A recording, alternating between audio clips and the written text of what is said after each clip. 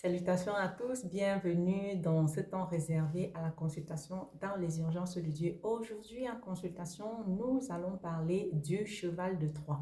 La parole nous dit dans Matthieu 10, 36, et l'homme aura pour ennemi les gens de sa maison. Si la parole de Dieu nous dit et l'homme aura pour ennemi les gens de sa maison, ça veut dire que le cheval de Troie peut se trouver dans notre propre maison, dans notre propre famille, dans notre propre nation, dans notre propre lieu de service, dans l'église que nous fréquentons.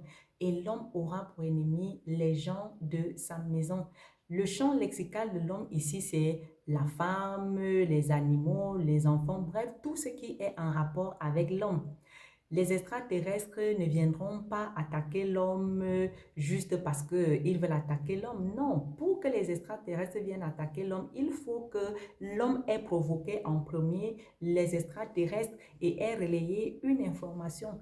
Pour qu'un homme de Dieu vienne attaquer un autre homme de Dieu, il faut que ce soit les hommes de Dieu qui se soient assis pour commencer à diffamer un autre homme de Dieu.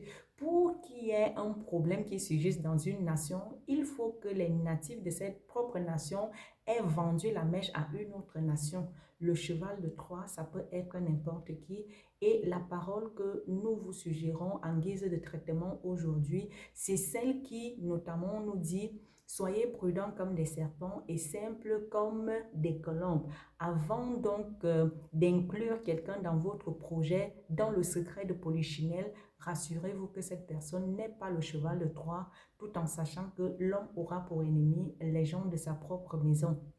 Avancez avec méfiance, prudence, c'est mère de sûreté. C'est ici que se referme le temps de consultation dans les urgences de Dieu. À très bientôt pour un autre moment de consultation. Shalom à tous. Bye.